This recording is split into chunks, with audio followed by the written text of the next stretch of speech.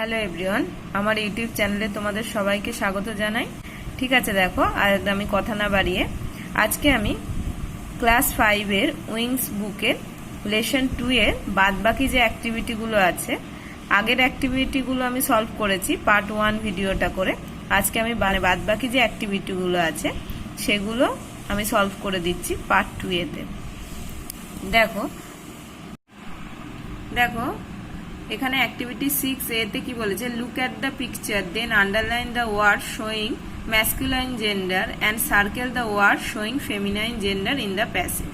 তাহলে দেখো এখানে বলেছে যে প্যাসেজটার মধ্যে যেগুলো ম্যাসকুলাইন জেন্ডার আছে, মানে আমরা যেগুলোকে বলি পুংলিঙ্গ, সেগুলোকে কি বলেছে দেখো, ওয়ার্ড শোয়িং দেন আন্ডারলাইন, মানে আন্ডারলাইন করতে বলেছে।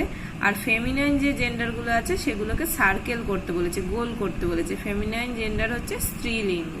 যেমন ধরো ফাদারটা আমাদের কিসে পড়বে, ম্যাসকুলাইন জেন্ডারের মধ্যে, আর মাদারটা আমাদের কি পড়বে, ফেমিনাইন জেন্ডারের মধ্যে। এবার দেখো আমরা প্যাসেজটা ভালো করে দেখে নিই। দেখো এখানে কি আছে, আমি পড়ে তোমাদের মানেটাও বলে দিচ্ছি যাতে তোমাদের মানেগুলোও বুঝতে সুবিধা হয়। দেখো, a few days ago we had a short tour to Kalimpong. তাহলে কিছুদিন আগে আমরা একটা ছোট্ট ভ্রমণে গিয়েছিলাম। কোথায় গিয়েছিলাম? কালিম্পংয়ে। We had a picnic in a beautiful village. সেখানে আমরা কোথায় গিয়েছিলাম, কি করতে গিয়েছিলাম? পিকনিক করতে গিয়েছিলাম একটা সুন্দর গ্রামে। Many women of the locality participate in it. Many women মানে অনেক ভদ্রমহিলা সেখানে এসেছিলেন পার্টিসিপেট করতে। আর লিটিল গার্ল স্যাং বিউটিফুল, একটা ছোট্ট মেয়ে সেখানে খুব সুন্দর গান করেছিল। কি গান করেছিল দেখো, বিউটিফুল নেপালি সং, মানে একটা সুন্দর নেপালি সং গান করেছিল। A little girl স্যাং beautiful Nepali song, মানে ছোট্ট মেয়েটা একটা সুন্দর নেপালি গান করেছিল। We were very much pleased with her sweet voice and gave her some gift. কি বলছে দেখো, আমরা সেই যে গানটা করেছিল, সুন্দর একটা মিষ্টি গান করেছিল, তার যে মিষ্টি ভয়েসটা ছিল সেই ভয়েসটা শুনে আমরা খুব খুশি হয়েছিলাম, মানে আনন্দ পেয়েছিলাম। এবং তাকে কি দেয়া হয়েছিল, অনেক গিফট দেয়া হয়েছিল। The villagers call her princess of the land. তাকে যে গ্রামবাসীরা ছিল তাকে প্রিন্সেস মানে রাজকন্যা নাম দেয়া হয়েছিল। A gentleman present in the picnic recited a poem. ওখানে একজন ভদ্রলোক ছিলেন যিনি ওই পিকনিকে কোনো পোয়েম মানে কবিতা, রিসাইটেড মানে হচ্ছে আবৃত্তি করা, কবিতা আবৃত্তি করেছিলেন। A peacock dance at a measurable distance.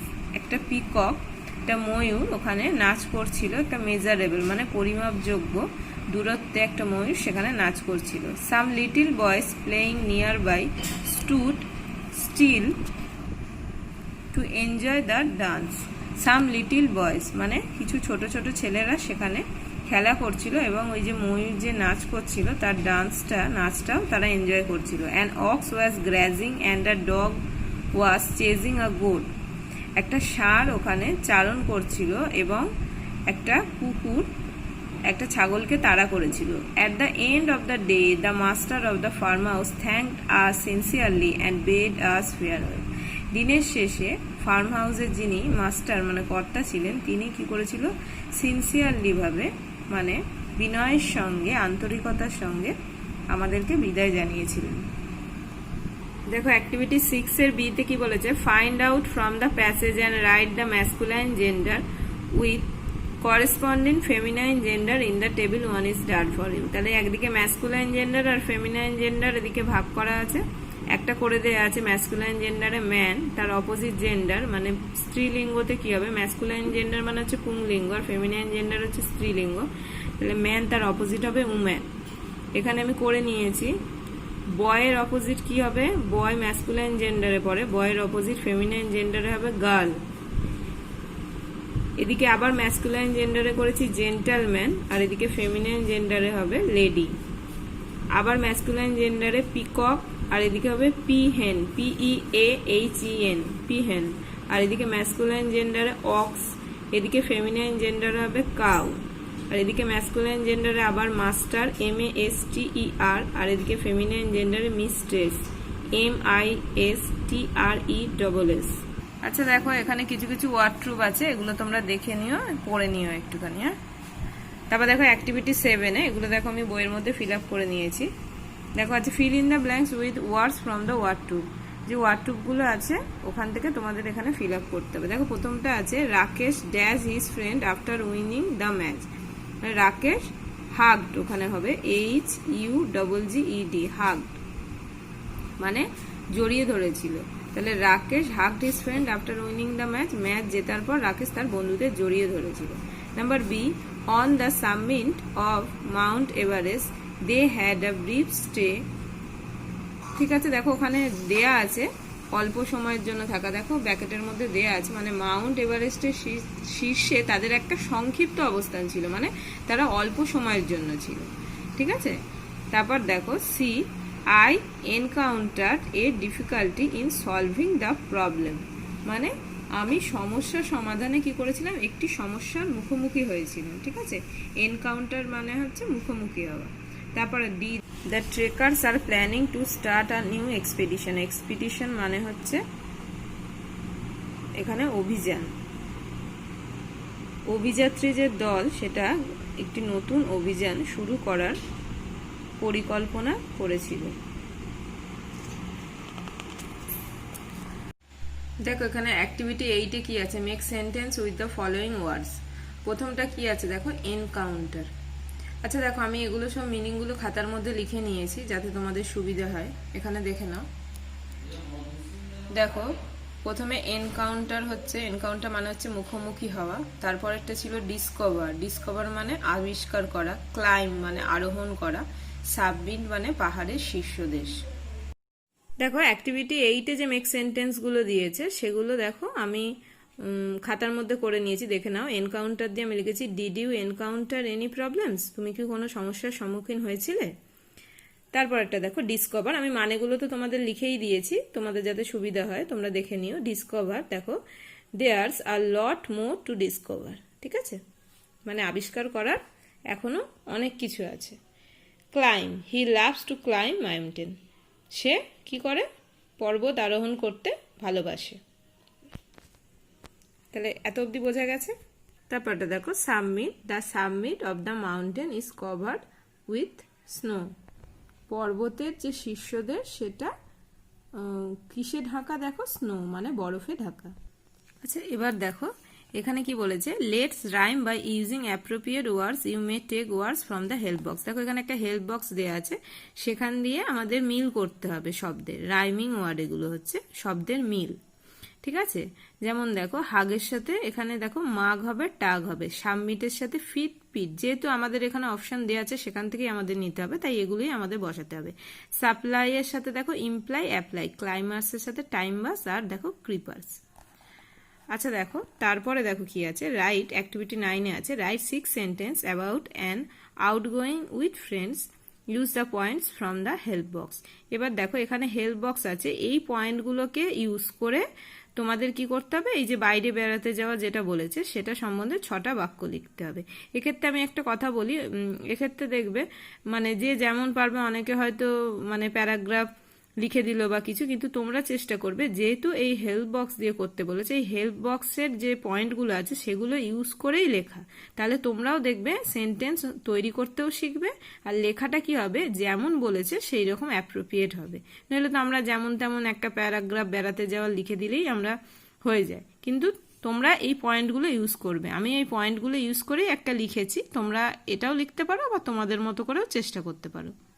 খেয়াল করবে, দেখবে আমি ওখানে যে পয়েন্টগুলো যেমন বলেছে, দেখো একটুখানি পয়েন্টগুলো দেখো, date, time, place of journey, from মানে কোথা থেকে তুমি জার্নিটা শুরু করলে, কোথায়, টু কোথা অবধি, তারপরে বাই বাস না ট্রেন না ওয়াটারওয়েজ, কিভাবে, রিটার্ন, এনজয়মেন্ট। দেখো যে পয়েন্টগুলো আমি যতটা পেরেছি ইউজ করতে চেষ্টা করেছি।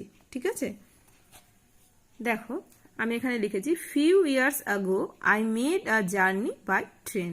তাহলে কিছু বছর আগে আমরা একটা জার্নি করেছিলাম, একটা যাত্রাপথ, যেটা আমরা বাই ট্রেন মানে ট্রেনের দ্বারা আমাদের এই জার্নিটা হয়েছিল, আমরা ট্রেনে করে গিয়েছিলাম। It was journey from Bandel to Delhi. তাহলে জার্নিটা আমাদের কোথা থেকে কোথায় ছিল, ব্যান্ডেল থেকে Delhi. There weather was fine, weather কিরকম ছিল, আবহাওয়াটা খুব সুন্দর ছিল। দ্য স্কাই ওয়াজ ক্লিয়ার, আকাশটা একদম পরিষ্কার ছিল। I went there with my friends on 25 December in 2018। দেখো আমি ডেটটাও দিয়ে দিয়েছি সাল সমেত। তাহলে আমি কোথায় গিয়েছিলাম, মানে ওই যে যেখানে গিয়েছিলাম সেখানে আমি কাদের সাথে গিয়েছিলাম, আমার বন্ধুদের সাথে গিয়েছিলাম 2018 সালের 25শে ডিসেম্বর।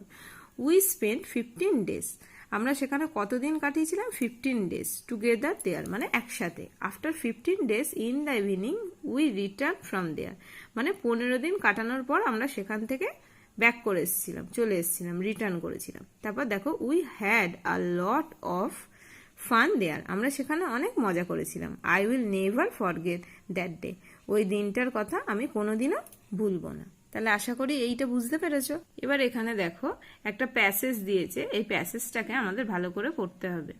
ঠিক আছে, দেখো কি লেখা আছে। Some years ago in February an expedition team started trekking on Sonamarg glacier. কয়েক বছর আগে ফেব্রুয়ারি মাসে একটা অভিযাত্রী দল সনমার্গ হিমবাহে যাত্রা করেন। They tried hard to scale the summit, তারা চূড়ার পরিমাপ করার কঠোর চেষ্টা করে। Suddenly heavy snowfall started and the 12 climbers had to encounter an inclement weather. হঠাৎ ভারী তুষারপাত হয় এবং 12 জন আরোহীকে খারাপ আবহাওয়ার সম্মুখীন হতে হয়। Defrosting their boots they renewed their journey, তারা তাদের বুটগুলোকে বরফ মুক্ত করে এবং তাদের যাত্রা শুরু করে। Moving with great difficulty they discovered a wild fox buried under the frozen tract of land. অত্যন্ত অসুবিধা সহকারে চলতে গিয়ে তারা জমির হিমশীতল নিচে সমাধিস্থ একটি বন্য শিয়াল আবিষ্কার করে। আফটার সেভাস্টেন দে রিচ দ্য সাবমিট, অনেক চেষ্টার পর তারা চৌড়ায় পৌঁছেছিল। They were very happy and hugged each other, এবং তারা অনেক আনন্দিত হয়েছিল এবং একে অপরকে বুকে জড়িয়ে ধরেছিল। দেখো এখানে অ্যাক্টিভিটি 10-এ কি আছে, অ্যান্সার দ্য ফলোয়িং কোশ্চেন। তাহলে আমাদের কোশ্চেনগুলো অ্যান্সার দিতে হবে। When did an expedition team trek on Sonmarg glacier, তাহলে এই সোনমার্গ গ্লেসিয়ারে কখন গিয়েছিল অভিযাত্রী যে দলটা ছিল, হ্যাঁ তারা কখন গিয়েছিল, দেখো some years ago in February an expedition team started trekking on Sonmarg glacier. ঠিক আছে, ভালো করে দেখে নাও। তারপরটা দেখো, what did the 12 climber discover, এই যে 12 ক্লাইমার্স মানে 12 জন যে পর্বত আরোহী ছিল তারা কি আবিষ্কার করেছিল। The 12 climber discover a wild fox buried under the frozen track of land. ঠিক আছে, তারপরটা দেখো সি এরটা, what was the cause of the joy of the climbers. তাহলে এটা কি হবে, what was the cause of the joy of the climbers, তাদের এই যে জয়, এই যে আনন্দ, এই যে ক্লাইমার্সদের, তার কারণটা কি ছিল। As they reach the summit the climbers became happy, মানে তারা যখন পাহাড়ের একদম শিখরে পৌঁছেছিল, ঠিক আছে, পর্বতের যে শীর্ষদেশ সেখানে যখন পৌঁছেছিল তারা ওখানে পৌঁছানোর সময় তারা প্রচন্ড হ্যাপি হয়েছিল, এটাই তাদের কারণ ছিল। অ্যাক্টিভিটি 11-এ দেখো কি আছে, write T for true and F for false statements in the boxes given. তাহলে যেটা ঠিক হবে, সত্য হবে, সেটাতে আমরা টি লিখবো মানে ট্রু, আর যেটা মিথ্যা হবে সেটাতে আমরা এফ লিখবো মানে ফলস। দেখো some years ago in December an expedition team started trekking, তাহলে আমরা জানি এটা ফলস হবে, কেননা মাসটা ডিসেম্বর ছিল না, ফেব্রুয়ারি ছিল। তারপরে দেখো দ্য ক্লাইমার্স ডিফ্রস্ট দেয়ার কোটস, তাহলে এটাও ফলস হবে, এটা ট্রু না, কেননা ওটা কোটস না, ওটা কি ছিল, boots. A wild fox was found frozen, এটা সত্য হবে, তাহলে true. On reaching the summit the climbers were very happy, তারা যখন ওই যে বললাম পর্বতের চূড়ায় পৌঁছেছিল তারা খুব খুশি হয়েছিল, এটাও সত্যি ট্রু। তারপর দেখো অ্যাক্টিভিটি 12-এ কি আছে, underline the adjectives in the following sentences, one is done for you. তাহলে এখানে অ্যাডজেক্টিভ গুলোকে আমাদের কি করতে বলেছে, আন্ডারলাইন করতে বলেছে। দেখো একটা আমাদের করে দেয়া আছে, Jibanananda was a famous poet of Bengal, তাহলে কীরকম কবি ছিলেন? ফেমাস মানে হচ্ছে বিখ্যাত, তাহলে ওই জন্য ওখানে ফেমাসটা আন্ডারলাইন করা হয়েছে। তারপর দেখো the sun shines on the snowy mountain tops, তাহলে মাউন্টেনটা কীরকম ছিল? স্নোই, দেখো ওখানে ওই জন্য অ্যাডজেক্টিভ ওটা আন্ডারলাইন করা আছে। তারপরটা দেখো the broken chair was removed from the room, তাহলে চেয়ারটা কীরকম ছিল? ভাঙা, ব্রোকেন, ঠিক আছে, ওই জন্য দেখো ব্রোকেন আন্ডারলাইন করা হয়েছে, এটা অ্যাডজেক্টিভ। তারপরটা দেখো এ ফোল স্মেল হোভার্স ইন দ্য কিচেন, তাহলে এ ফোল স্মেল হোভার্স, তাহলে স্মেলটা কিরকম ছিল? ফোল, ফোল স্মেল মানে হচ্ছে একটা বাজে যে গন্ধ। তারপর দেখো অ্যাক্টিভিটি 13-এ কি বলেছে? Take one word from box A and one from box B and write the pair of opposite words in the given space, one is done for you. দেখো এখানে এ আর বি আছে, দেখো এখানে হেল্প বক্স দেয়াই আছে, এখান থেকে মিল করি অপোজিট ওয়ার্ডগুলোকে আমাদের লিখতে হবে। প্রথমটা দেখো করে দেওয়া আছে হার্ড, হার্ডের অপোজিট কি আছে? সফট। হার্ড মানে কি? কঠিন, মানে শক্ত যেটাকে আমরা বলি, আর সফট মানে হচ্ছে নরম। তাহলে দেখো ডিফিকাল্ট মানে হচ্ছে জটিল, আর ইজি মানে সহজ। 3 নম্বরে দেখো ওয়াইল্ড, ওয়াইল্ড মানে হচ্ছে বন্য, তার অপোজিট ডোমেস্টিক।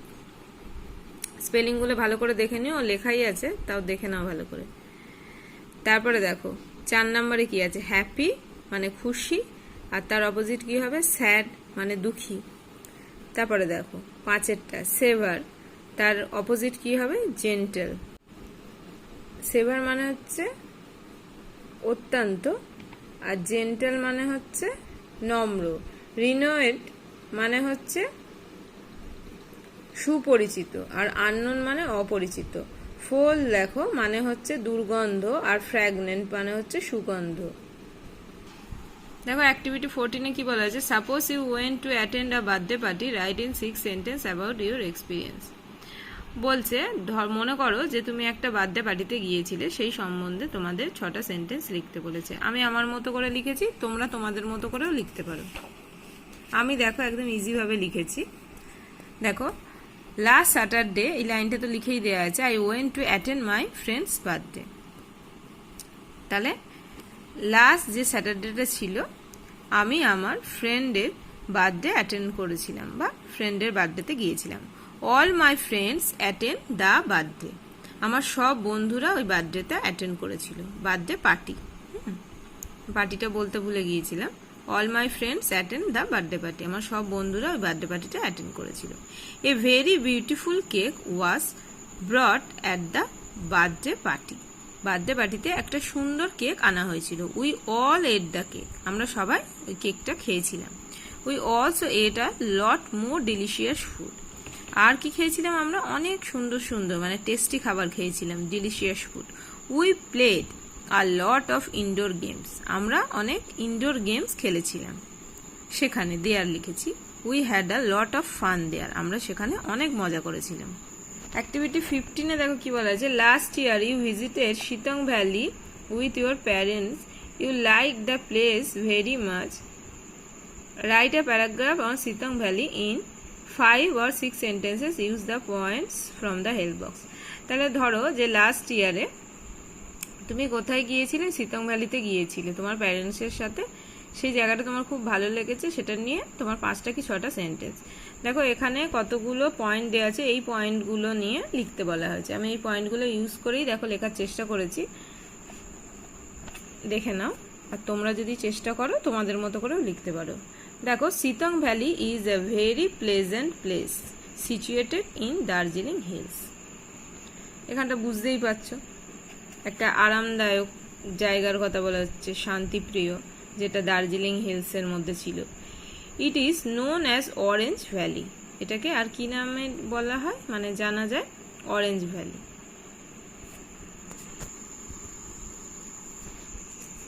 দেখো এখানে আমি আমার মতো করে লিখে নিয়েছি, তোমরা তোমাদের মতো করেও লিখতে চেষ্টা করতে পারো। আমি একদম সিম্পল ভাষায় ইজিভাবে লিখেছি। দেখো Sittong valley is a very pleasant place situated in Darjeeling hills, it is known as orange valley. The entire area is filled with many orange trees, the weather there is cool and calm, various types of birds can be seen there, I went there with my family. We had a lot of fun there. আমি একদম সহজ ভাষায় লিখেছি, আমি এই জন্য আর বাংলা মানেটা এর বললাম না। তোমাদের তাও যদি অসুবিধা হয়, বাংলা মানেটা যদি জানতে ইচ্ছা হয়, তাহলে আমাকে কমেন্ট বক্সে লিখো, আমি নিশ্চয়ই অ্যান্সার দিয়ে দেবো, বলে দেবো, ঠিক আছে? এমনিতে তো আমি তোমাদের সুবিধার জন্য সব বাংলা মানেগুলো বলে দিয়েছি। ভিডিওটা বড় হয়ে যাবে বলে আর বললাম না। ঠিক আছে, আমি তাহলে এখানেই শেষ করলাম। সবাই খুব ভালো থেকো, আর ভিডিওটা ভালো লাগলে অবশ্যই লাইক, শেয়ার আর সাবস্ক্রাইব করো আমার চ্যানেলটাকে, তাহলে আমার আরও ভালো লাগবে। সবাই খুব ভালো থেকো।